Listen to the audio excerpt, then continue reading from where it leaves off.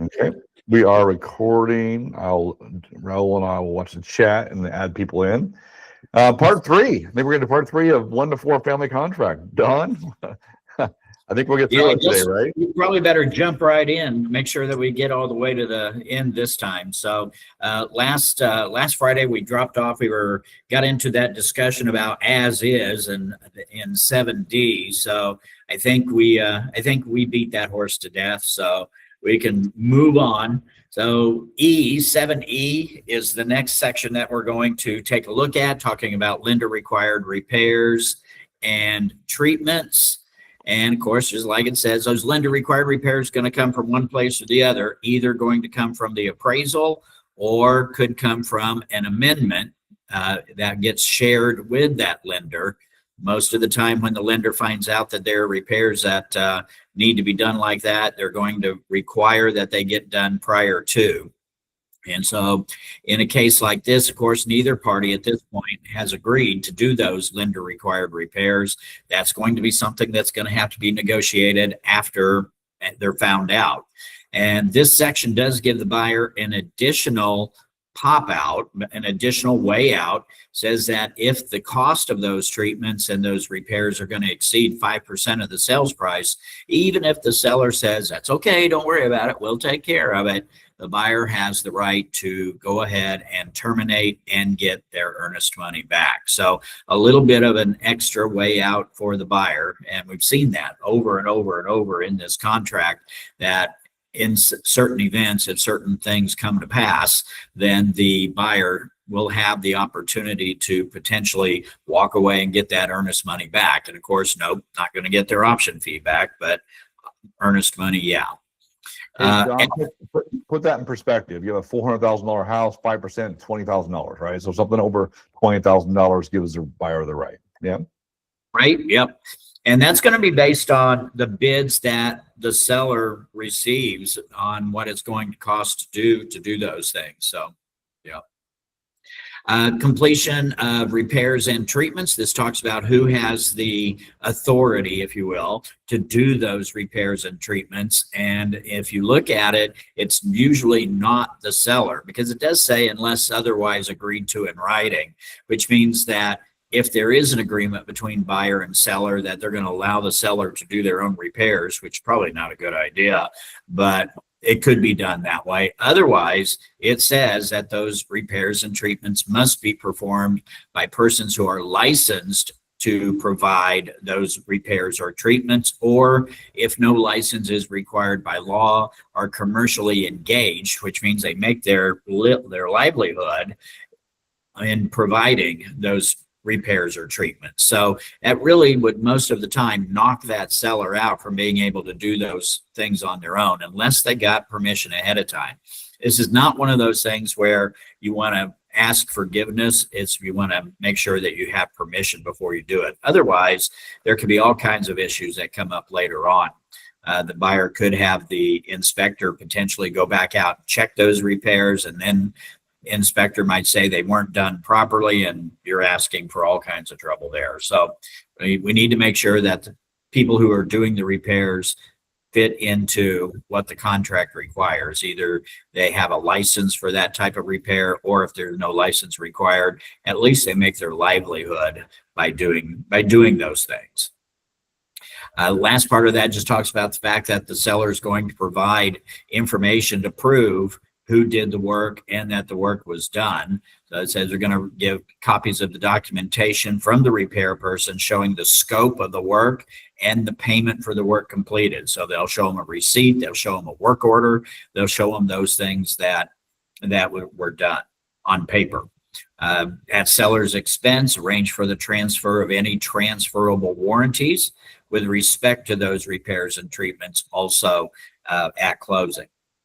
I have seen, and especially in pest control, termites, if somebody has a termite treatment done as the seller, a lot of times the pest control company will wait and do the warranty in the new buyer's name rather than do the warranty in the seller's name and then charge $110 or $150 to flip it over to the buyer. A lot of times I've seen where in the pest control that termite companies will just wait and issue the warranty for the new buyer. So save the seller a little money there.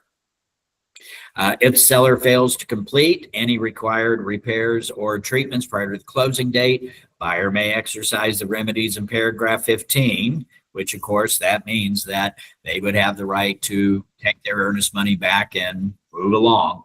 Another way out for them if it's not done. Or they could also extend the closing date up to 5 more days just to give the seller time to finish up those repairs. If they really want the property, then they would probably go ahead, give them those additional 5 days just so they can get those things done. G, environmental matters, probably not going to come into play much in regular residential real estate, but when you're talking about environmental matters, usually it's one of 3 things. It's either toxic substances, wetlands, or endangered species.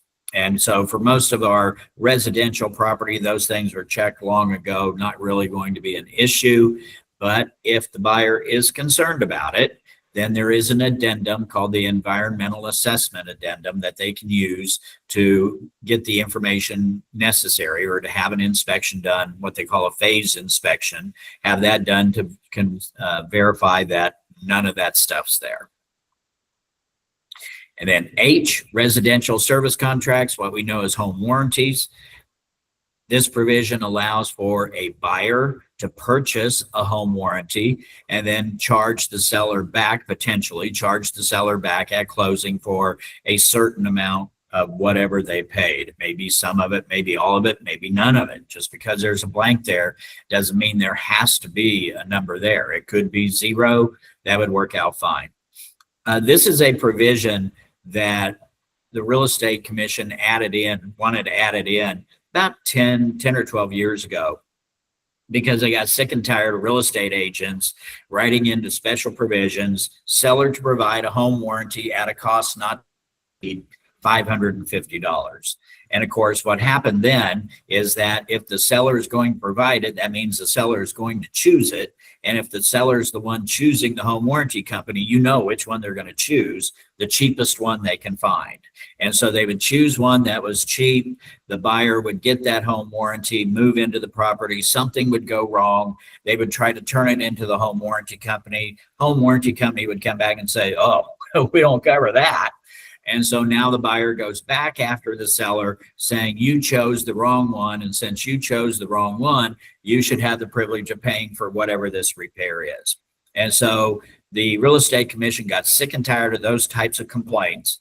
And so they said, you know what, we're going to fix it. And so this is the way they fixed it. They fixed it by putting in the provision where the buyer may purchase. And if the buyer is purchasing it, that means the buyer chooses it.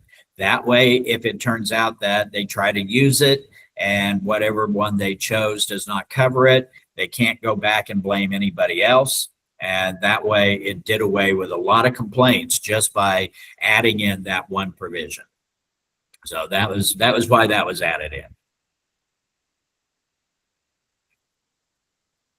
Section 8, brokers and sales agents. This one is a provision, and it's going to disclose certain relationships. And there's really about 4 or 5 that are all buried in here, types of relationships that we have to disclose. And so I'm going to try to highlight it a little bit as we go. So the first part is right here. Texas law requires a real estate broker or sales agent who is a party to a transaction. And then we can go ahead and come down here and finish that up. Notify the other party in writing before entering into a contract for sale. All right, so party to a transaction. If we are the buyer or if we are the seller and we have a real estate license, we have to disclose that fact to the other party. We have to let them know that we have a real estate license.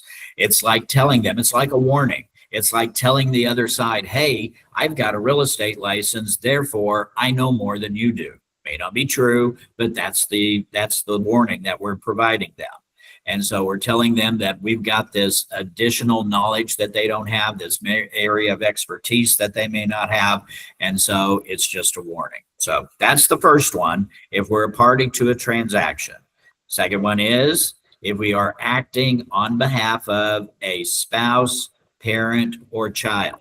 If our client is our spouse, our parent, or child, we also have to disclose that relationship.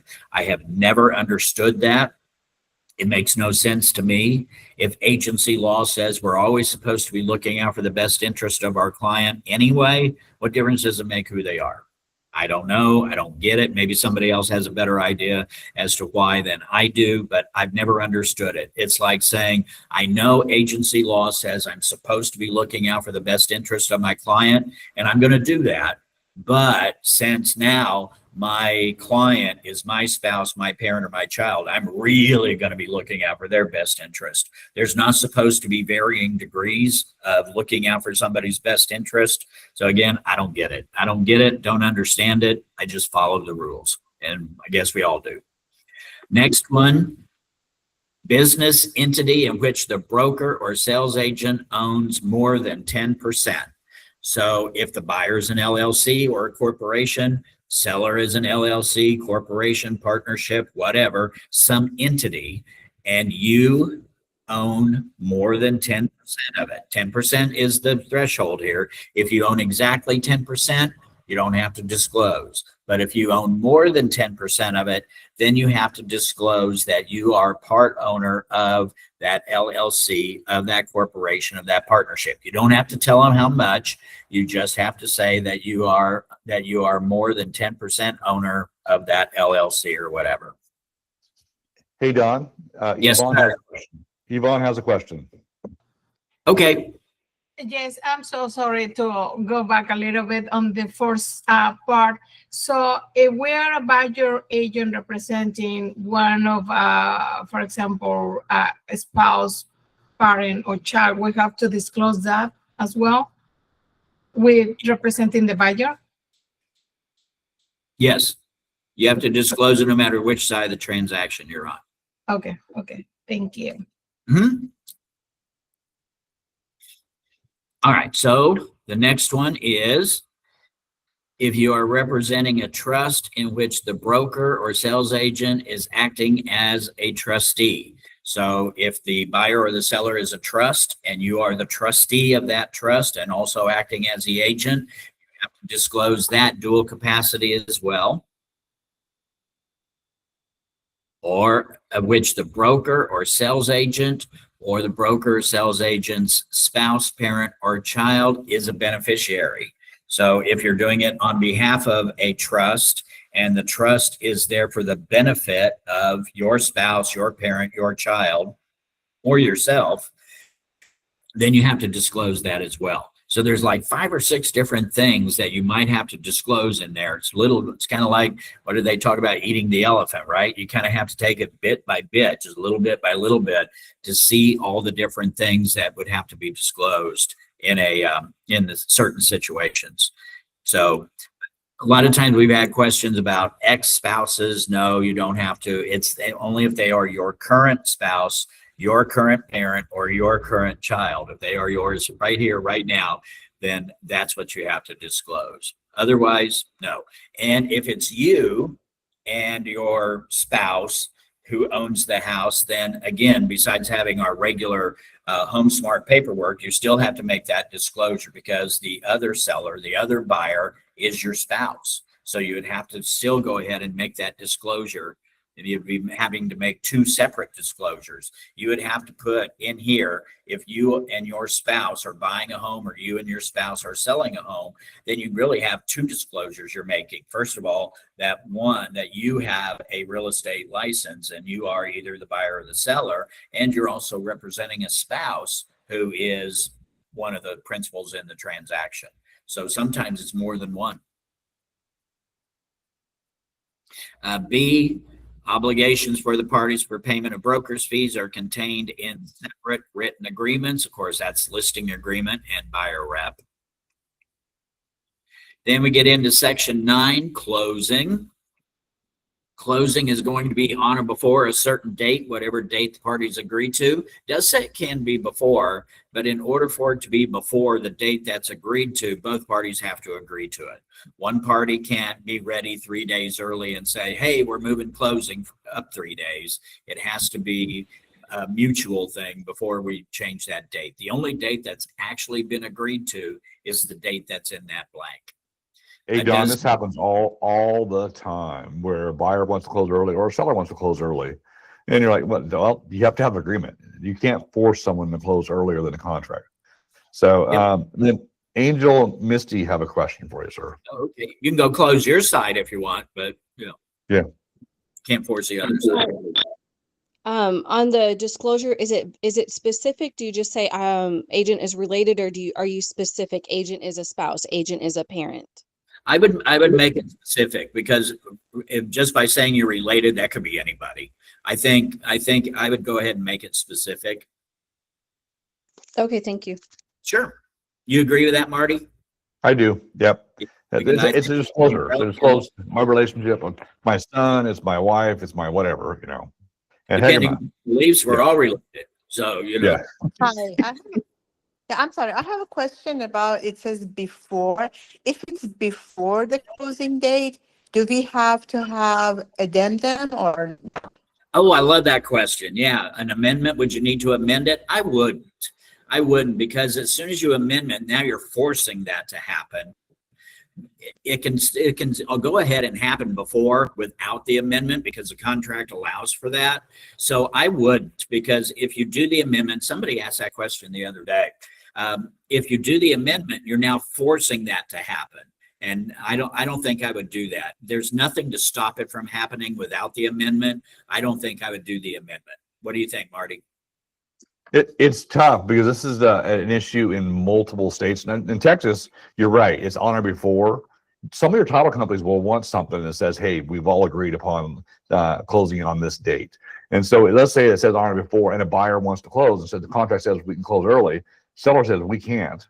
The contract says that they can close early. What if the seller can't or doesn't want to? I would recommend in those cases that if you have agreement, I would probably do one. But I think the contract's clear, you don't have to. But especially in those cases where if one party wants to close early and the other party doesn't, I'd do an amendment just to make sure. Yeah. If there's an agreement, I don't know. Thank you. Yeah, so you could. I like that.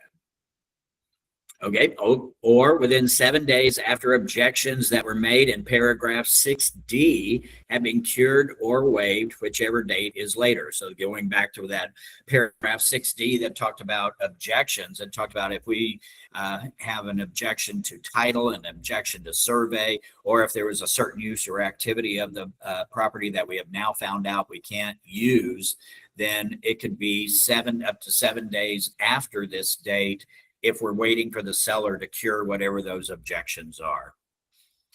B talks about what's going to take place at closing. Seller is going to execute and deliver the general warranty deed. Of course, that's the document that conveys ownership to the buyer.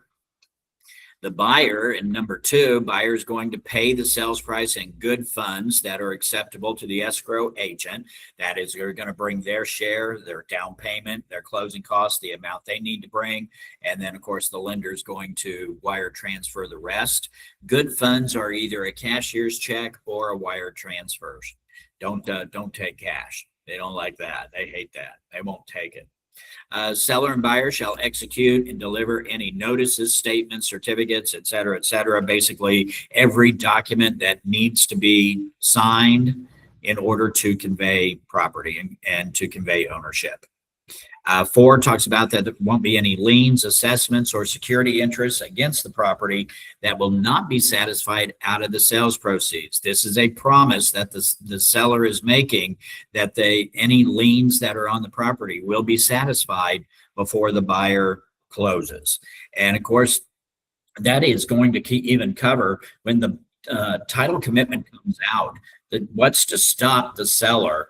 The title commitment comes out, let's say, January 15th, and the closing actually takes place January the 31st. the title company, when they put that commitment out, they're not going to go back and check later on to see whether or not the seller has actually gone to borrow against that property or anything else. They're going to just rely on the seller's integrity here, that they have not done that. But even though they rely on the seller's integrity, they're making the seller go on record as saying everything's going to be taken care of. In other words, we didn't go and open up a new line of credit against the property or borrow against the equity on the property after you finished your work, title company. It's still everything that was found there are the only things that are against this property. Because if you give another 15 or 20 days, there's something that could happen. 5 talks about the private transfer fees that we mentioned before. Those are going to be the obligation of the seller unless they're provided otherwise in the contract. So this is that whatever fee you want to call it. Sometimes it's called a capitalization fee. Bridgeland calls it an enrichment fee. All it does is it enriches the subdivision. It's money that is charged every single time the property is sold, and then money goes into like a capital improvements account or something for the benefit of the entire community. So that's separate from the HOA. This is something entirely different. So, but it would be the obligation of the seller, and the charge on those can be pretty expensive. I've seen everything from 1/4% of the sales price. There's a couple of subdivisions out there that's 2% of the sales price. So if you're talking about a $400,000 sale, you're talking about, it could be anything from $1,000 to $8,000. So it could be a lot.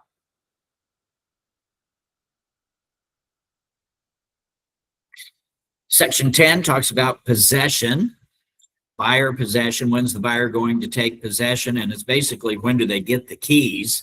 And so two possibilities here could either be upon closing and funding, which is the most typical one that we see. And that's the one we probably prefer, just to try to keep there from being any other kind of issues that might come up. Or it could also be according to the temporary residential lease. Buyer wants to move in prior to closing, we would use the buyer residential temporary lease. Seller wants to stay after closing, we would use the seller temporary residential lease.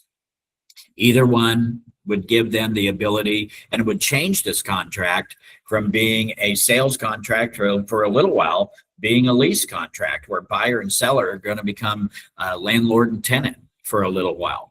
And so again, this is another one of the provisions that they created, and they even created the temporary lease just because they got sick and tired of real estate agents putting in special provisions, buyer to move in 5 days prior to closing and pay $50 a day in rent, because that solves one problem. Where's the buyer going to live for 5 days prior to closing? But it sure does talk about all the things that can happen once they get in there as a tenant. So they created the document to stop real estate agents from putting it in special provisions, and that's what it's there for. And we're required to use it. And if you're going to be part of that, if you're in a transaction where there is going to be a temporary lease, we want to make sure that our client sees that bolded out part there, which says that they need to consult and contact their insurance agent to make sure that they've got the proper coverage during that time that this sales transaction is going to be a lease. That they need to make sure, landlord and tenant both. They just need to make sure that they've got the coverage that they have in order to keep there from being any kind of exposure along the way. B, smart devices. This talks about the fact that the seller probably has some kind of app, some kind of program, some kind of platform where they have the ability to control systems and equipment inside the property. And so this says that as of closing, at the time of closing, whatever the seller has in the way of those apps or things like that, they will delete them, they will remove them, they will have no control over any of the equipment or systems inside that property anymore. You can just see how a transaction that doesn't go well between buyer and seller a seller just get in there and start controlling their lights, turning their lights off and on all the time, or controlling their heating and air conditioning, all that stuff. It has to be removed. All those things have to be removed. All those things have to be deleted. Number 11, special provisions. We talk all the time about what can't go in there. Sometimes it's kind of hard to know what can go in there. And so one of the things that it talks about is an informational item that completes a blank in a contract form. In other words, overflow. If whatever you have to put in the blank that's provided does not fit, you can put it here. You can put in see special provisions for whatever the item is, for exclusions, whatever it is. And so you can use it for that. You can use it as overflow. That will work. The rest of the time it says it has to be additional informational items. And it really wants to make it clear that you cannot create any provision here that would change the terms of the contract. Anything that would create a term that doesn't currently exist, you can't do that. Anything that would change one of the terms of the contract, you can't do that. Anything where the real estate commission has already promulgated a form for that purpose, you have to use the promulgated form. You cannot put anything here. And I think it's probably been made pretty clear along the way that really we don't want anybody putting anything in special provisions without Marty seeing it first and approving the language that goes there. And usually we require or much prefer that an attorney creates that language, and then word for word, verbatim, gets moved over from whatever the attorney gave us and gets put in here. So, Marty, you want to expand on that at all? Yeah, we really prefer attorney-provided language that we can copy and paste. But you're not even making a mistake in redoing it. Copy and paste would be better. Obviously, it allows for if the seller brings their own language, or the buyer as well, knowing that we're not creating the language for that provision. Yep.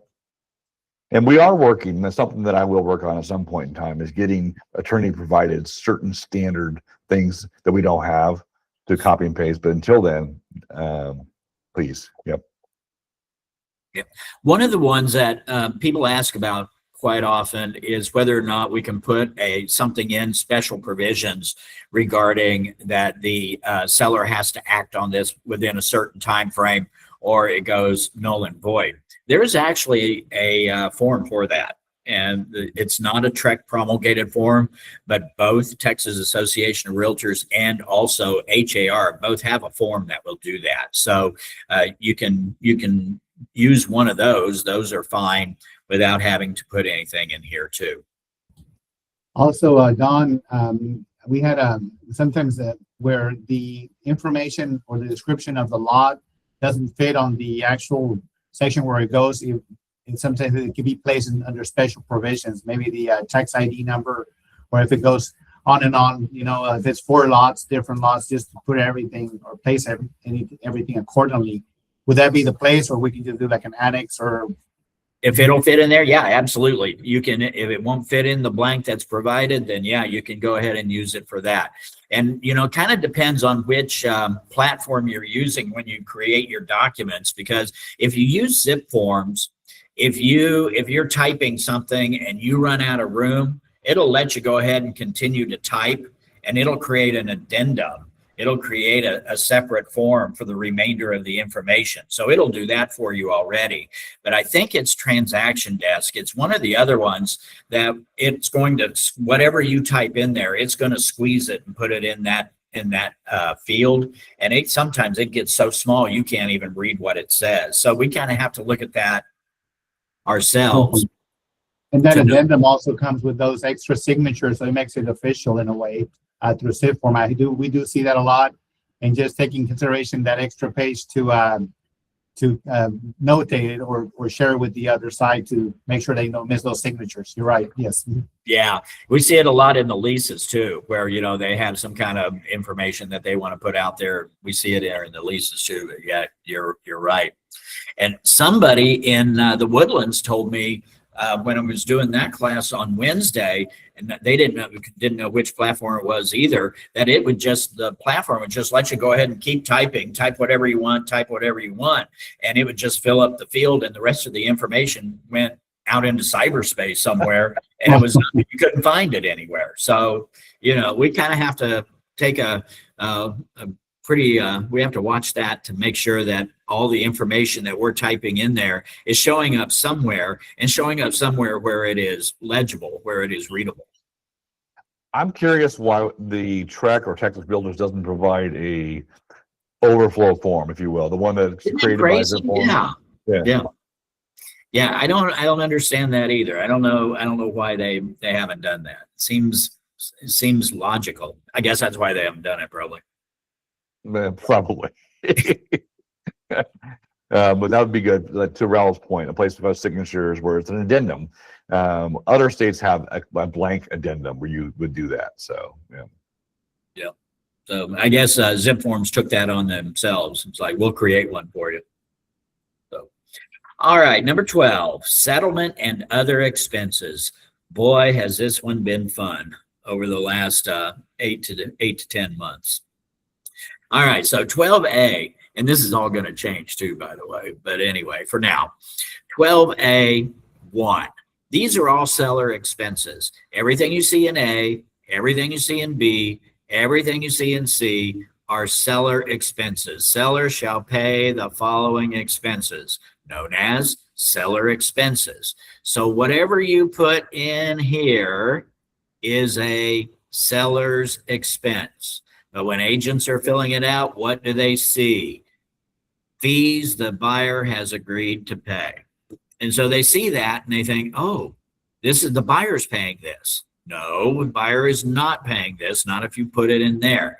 When they talk about brokerage fees the buyer has agreed to pay, what they're talking about was the agreement that was made in the buyer representation agreement. When the buyer signed the buyer representation agreement, we hope you put a number in section 7 of the broker compensation section as to how much you are going to be paid for the work that you are going to do in representing that buyer. At that point, I can already hear the questions coming. At that point, when the buyer signs the buyer representation agreement, they are committing to you being paid that much money, which means that if you can't get it anywhere else, they are responsible for it. So that's what they're talking about here when they say brokerage fees that the buyer has agreed to pay. It's in your buyer representation agreement. What we're trying to do here is we're trying to take that number that's in the buyer representation agreement, transfer it over here. And when we do, we have now taken it off the buyer's plate and we have put it on the seller's plate. Were there questions that were popping up there? Yeah, there was. Maribel's got one, but before she goes, I'm going to say this as well. This is a reminder to all the agents out there on the buyer side. You cannot receive more than what you have in the buyer tenant rep. Again, it's the way they're designing it. So we have a conversation with the buyer about your total compensation. Seller can pay part of it, buyer can pay part of it, or the seller can pay all of it. But your job is trying to transfer that responsibility to the seller. But if you put like 1% in the buyer rep, you can only make 1%. So make sure you're very clear on this. When you talk to your buyer, this is my total compensation where I can make from all parties. And I'm going to try to get this from the seller, to Don's point. And Maribel, go ahead. Yes, good morning, guys. So just to make sure, can I put my commission as a represent the buyer? Say that again. Okay, I represent the buyer. Can I put there my commission because maybe the buyer doesn't want to pay commission for me? Can Sure. I put there? Yeah, if you move it here, then you have transferred the responsibility away from the buyer and to the seller, directly to the seller. Okay, perfect. So I would like to put there in the B, my commission. Whatever you have in your buyer rep. Okay, perfect. Yep. Because the seller is going to pay there my commission, just to make sure. So if the seller's going to pay it, then yeah, that's where it goes. Perfect. I got it. So Thank you you. still have to have it in your buyer rep, even if you know the seller's going to Yes. pay it. Yes. You still have yes, to have that number in your buyer representation agreement too. Yes. Thank you. Sure, no problem. So one other thing we had that we saw backfire on an agent not too long ago, in the buyer representation agreement, they put 1%, or I think it was actually 2%. They put 2% in there. And when it came to time to write the offer, the listing side had offered 3%. And so they were going to be able to get 3%. So when we saw it, we had to call it and say, okay, you're going to have to now go back and get your amendment to the buyer representation agreement. If you're going to get that other 1%, you've got to go back and get an amendment signed by the buyer saying that you can receive that other 1%, that you can receive the full 3%. Buyer didn't want to sign it. Buyer said, instead of you getting it, why don't we take it off my sales price or use it towards my closing costs? So you have to be very careful. You better put in there from the beginning what you expect to earn. Don't just figure that the buyer's going to roll over and sign your amendment later on for you to be able to receive more. Because a lot of times, if you get a savvy buyer, a buyer may say, hey, wait a minute, you were willing to do this for this much money.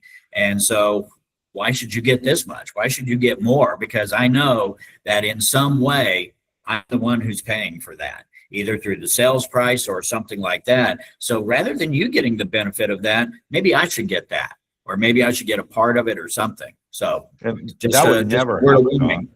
I'm sorry. That's never happens. Yeah. Okay, we have 3 questions. We have Jerry first. Jerry Niederhauser.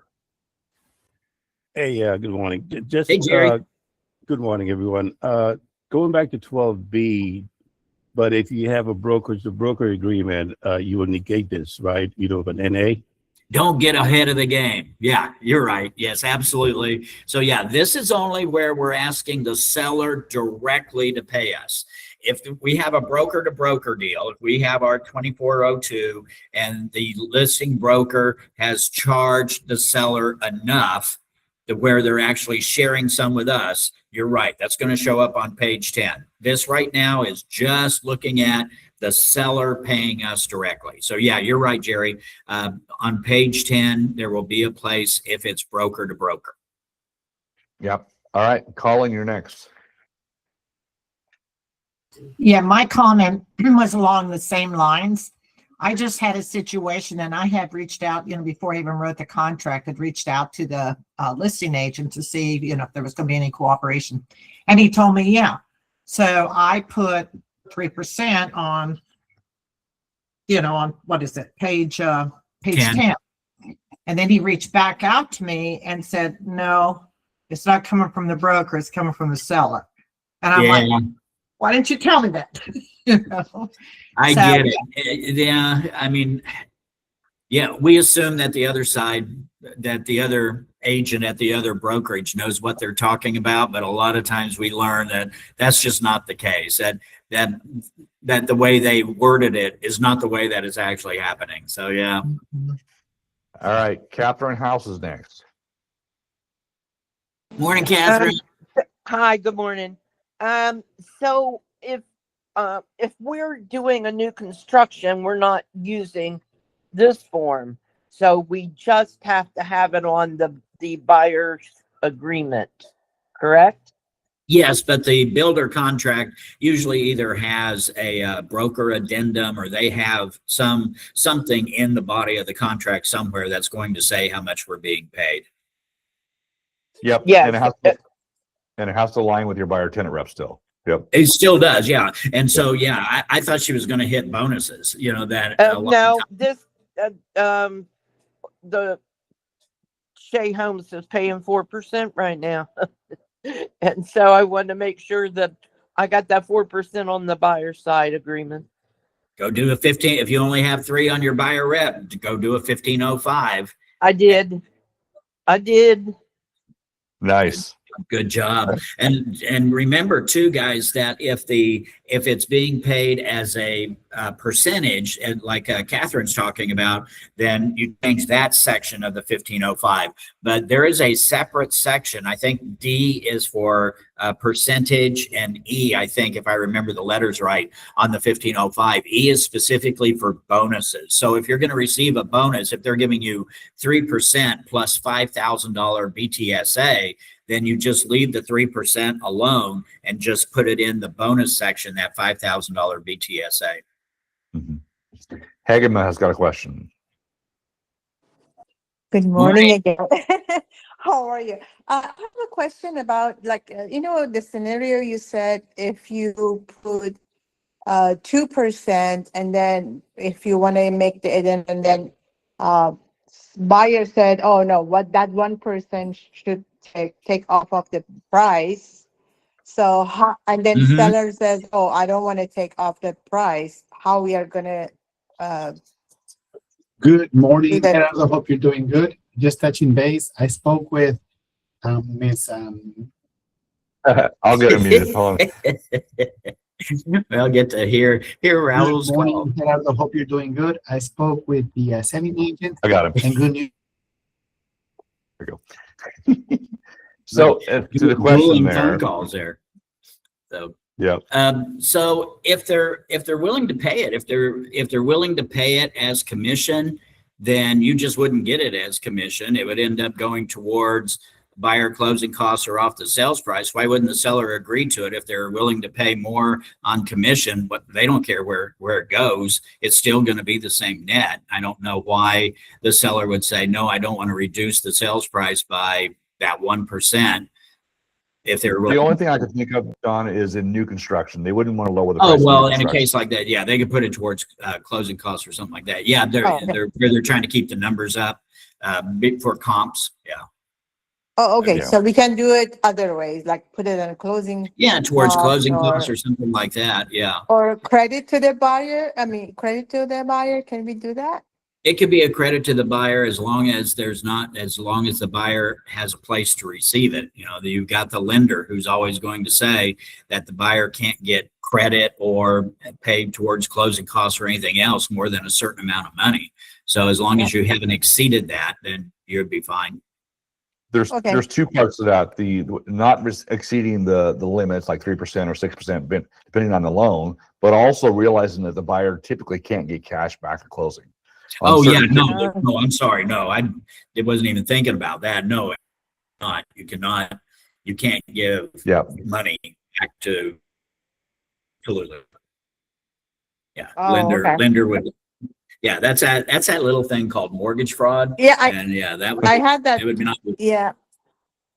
I had that situation that the mortgage person says, oh, we cannot do more than that much for the closing costs, and you have to pay from your own commission later on to this buyer. So, but I don't know, I was confused because first she told me, oh, it's not limited, you can do whatever you want, and then on the end she said, oh, you cannot do that. So they gave me my commission, but I had to give the cash back that way. Well, So, My own again, commission. you should not be giving money to the buyer outside of closing. No. period. Oh, No, whenever a lender, Well, and I usually think- it's going to be a loan officer that tells you that because they want to make sure that they get their loan through. I would ask them to send me that in writing. Could you send me an email saying that this is how I should handle this? And I guarantee you they won't. oh, They want that okay. plausible deniability Yeah, I mean- thing. I didn't know she did that. no, I know what I meant is like that 1%, it's not any other way to give it to the buyer.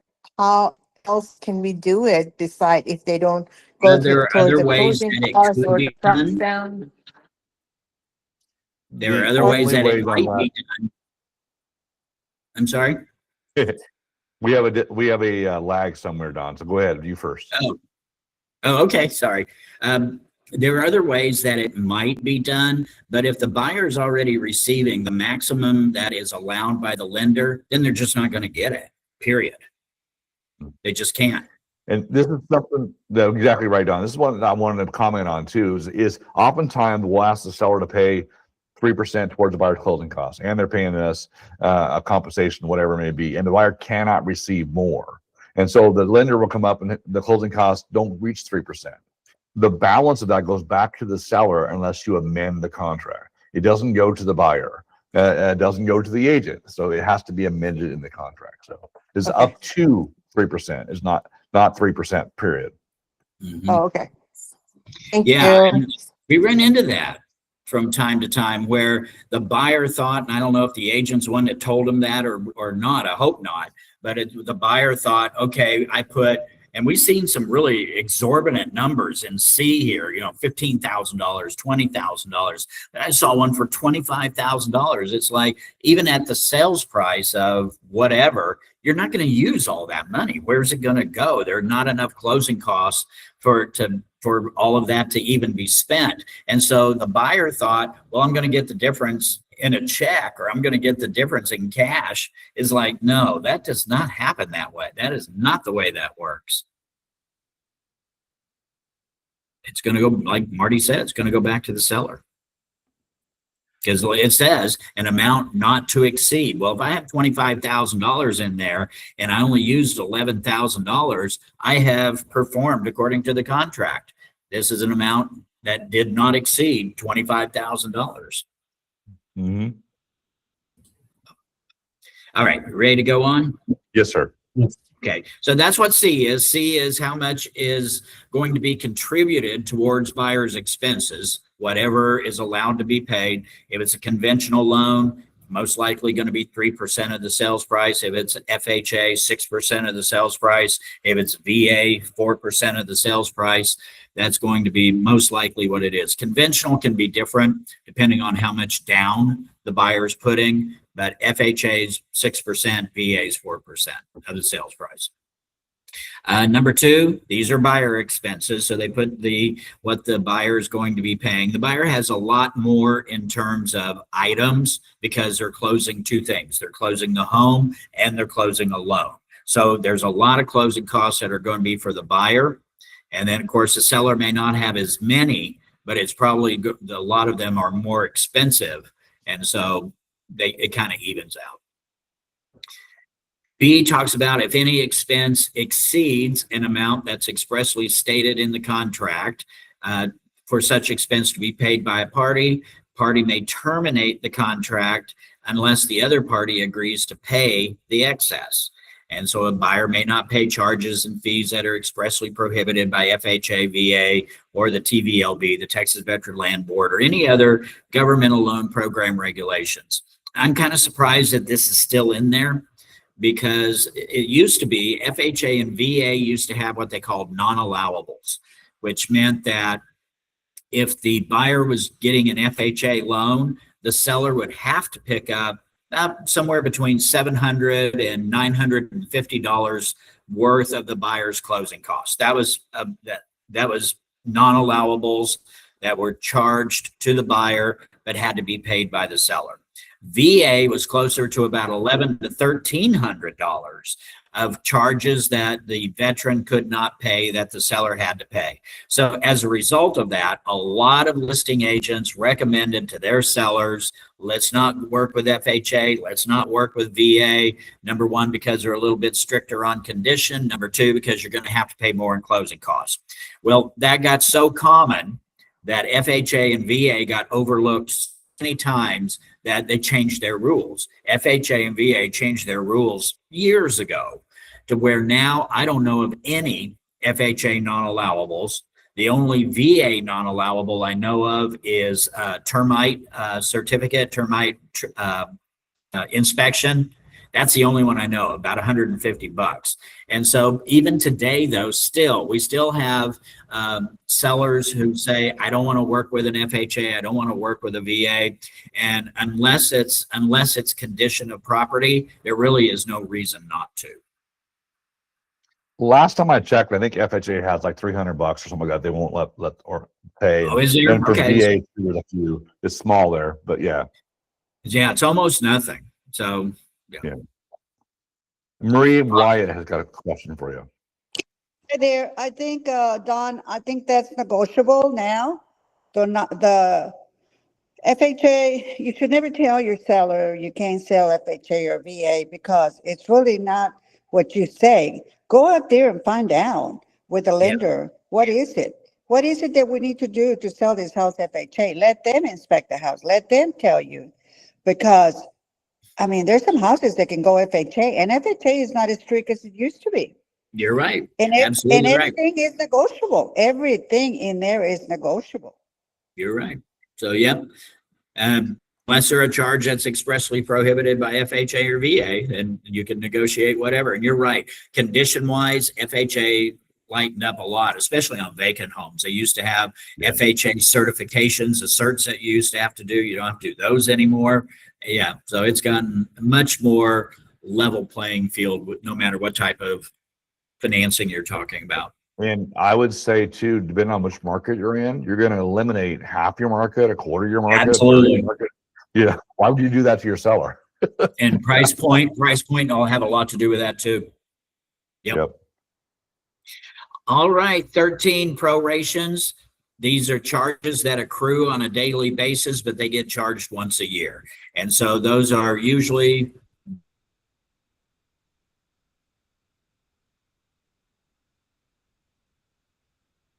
the two main ones that we run into, responsible from January 1st through the day of closing.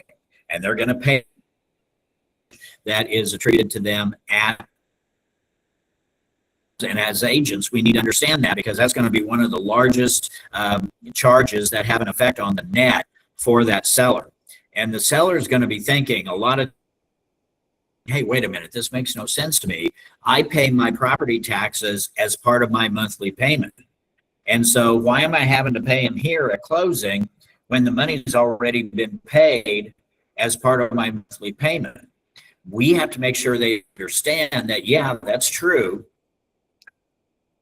Who holds right now is not ready to release those funds back to you. You're going to have to pay your property taxes from January the 1st through the day of closing at closing table. 30 to 45 days later, after your existing lender knows that they have been paid off and that they have been paid everything they're due, now they will release whatever they hold in that escrow account back to you. But it's going to take a while. It's going to take a while for that money to come back to you. So just understand that for a little while, it's going to look like you're paying property taxes twice. Because really, in essence, you are. You've paid it as part of your monthly payment. You're paying it again at closing, but you will get money back 30 to 45 days after closing. So that's why they ask you for your forwarding address, because they want to make sure that you can get that money. And then HOA. This is one of those. Yeah, go ahead, Don. Sorry. No, it's all right. HOA is paid in advance, so it's just the opposite. Typically, seller has already paid for the entire year. So from the day of closing, actually the day after closing, through the end of the year, the buyer has to reimburse the seller for what the seller has already paid. That, of course, that's going to be a lot smaller charge, most likely. Yep. And Don, we see more of those when there's an exemption on the actual transaction, either over 65 or any VA or any exemptions on the tax amounts. And then you have that kind of questioning afterwards, who pays who or who owes what between amongst the buyer and the seller. And we did have a couple of those happening where it just gets clarified or clarification with the title company and see who really end up not paying or paying that amount. It's always good to clear it in the beginning. You're right. Yeah, that can have a big bearing on it. Even closing day can have a bearing on it. If we're deep enough in the year, then the taxing authority is probably not going to know the difference and they're just going to let things ride the way they were. But if they find out early enough, they may have prorated based on over 65. And then later on, the new buyer who's not over 65 ended up getting charged for the whole thing. Most of the time at closing, in a regular resale, in one of our regular resale transactions, buyer and seller sign a document at closing that says that they tell them what the taxes were actually based on. And then it says if the actual taxes end up being substantially different, either the buyer or the seller have the right to go ahead and contact the other side and recalculate prorations, that go back and recalculate the numbers. Rarely happens, but there usually is that document in there. Now, in a new home, entirely different. In the new home, the buyer signs a document from the builder that says all prorations are final. And that is a huge benefit to the builder, most likely, because the taxes will be based on the prior year when the property was a vacant lot. And so what the builder pays is going to be a whole lot less than what they probably really should be paying, especially if it's early enough in the year, because by the time the tax bill comes out in October, November, the taxing authority has now realized this is no longer a vacant lot. This is now a home. And so the assessed value has shot way up, and the buyer is getting charged the entire amount while the builder got off on the proration for the vacant lot amount. But all prorations are final, and so the builder really benefits from that. Hey, Don, I know we may have to do a part 4, unfortunately. I think we are. But on this note, I want to remind our agents now at closing, they prorated taxes accordingly. In the provision of this non-builder related here, where they have the right to go back to each other and recalculate, that's between this buyer and the seller. That's not involving agents. We've got a couple of these dealing with it now, where agents are involved trying to resolve something after the fact, where the buyer owes the seller like $300 in taxes. That's not your job. Please do not get engaged. Our relationship ended at closing. Don? No, absolutely. Yeah, absolutely. I'm glad you said that. And, and there's not going to be much you can do with that builder either. However, as an agent, that's part of our job, is if you see that, and you can tell if you see that on the closing statement, where you see that the amount that the builder is paying, at least make contact with the title company and see if they can do it based on whatever the sales price is or something else. I have seen where title companies will go back and change that if you say something. They may not, but if they don't, then what that probably is also going to mean is that lender probably qualified that buyer on that lower amount. And so that's going to make their monthly payment a whole lot less at that right now. We need to be telling that buyer, you're going to get hit next year. It's going to hit you hard. You need to be taking what we thought the monthly payment was going to be, and the difference between what your monthly payment actually is and what that payment should be. And you need to put that in an account. You need to put it in a bank account, have it there ready to go. Don't touch it. Have it there ready to go, because you're going to get hit next year when they do their escrow analysis and they figure out that you were $5,000 short on property taxes. They're going to come back and they're going to say, we want that $5,000. And if you don't have it, then what they're going to do is they're going to say, well, we've got bad news and then good news and then bad news and more bad news. And the first bad news is the tax bills came in and you didn't have enough in your escrow account to pay it. Yeah, you're right. That's bad news. Well, here's the good news. We paid it. The lender is going to pay those taxes because they don't want a tax lien on that property, because it would take precedence and priority over their lien. They don't want that. They're going to pay them. Then they're going to come back to you when they do their escrow analysis in February or March. They're going to say, so the good news was, the bad news is we expect you to pay us back. And if you say, I don't have the money to pay you back, then they're going to say, it's okay, don't worry about it. You were $3,000 short. So for the next 12 months, we're going to increase your monthly payment by $250 a month to make up that shortage. And so it's like, so you're telling me my monthly payment's about to go up $250? No, because that's only part of the bad news. Rest of the bad news is we also have to make sure we collect enough that it doesn't happen again. So now we're going to have to add another $250 a month to get that monthly payment where it should have been way back there. So now your monthly payment's going up $500 a month for 12 months, and then it'll only be $250. And there are more people that get caught by that than you can shake a stick at. It just happens way too often.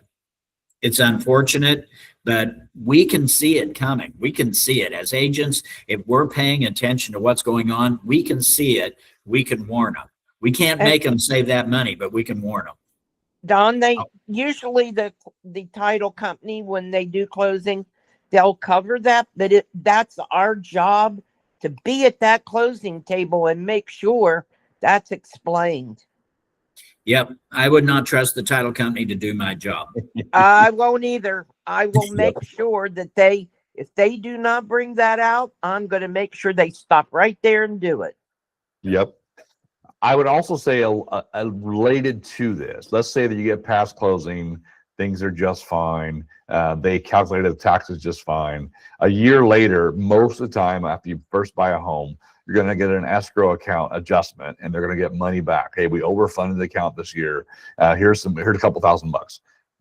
Remind your sellers to put it, your buyers, I should say, to put it back into the account, because all that invariably happens is, lo and behold, the next time they go, oh, now you're short. Now your payment goes up to account for it and so forth. It just don't take it. Put it back in the account. Yeah, it takes them a while to get that leveled out for sure. Just a great, you will save your buyers a lot of headache either way by being there at the table, like Catherine says, explaining things and having them prepare both, for the year later. All right, Don, want to wrap it up? We're a little over time, so. Okay, we'll pick up. I guess we'll pick up next Friday on number 14. We really, I thought we'd get all the way through it this time, so I'm not going to say it again. Hey, you know what? 4-part series sounds good as well. Vara's got a question before we leave, so. Go ahead, Okay. Vara. Vara? No, I don't. I pressed the wrong button. Oh, you're good. Okay. Sorry. We like But hearing thank Vara's you voice very anyway. much, Dawn. Always insightful and intuitive. Love it. Thank you. My pleasure. Always. Mo, got a quick question before we leave?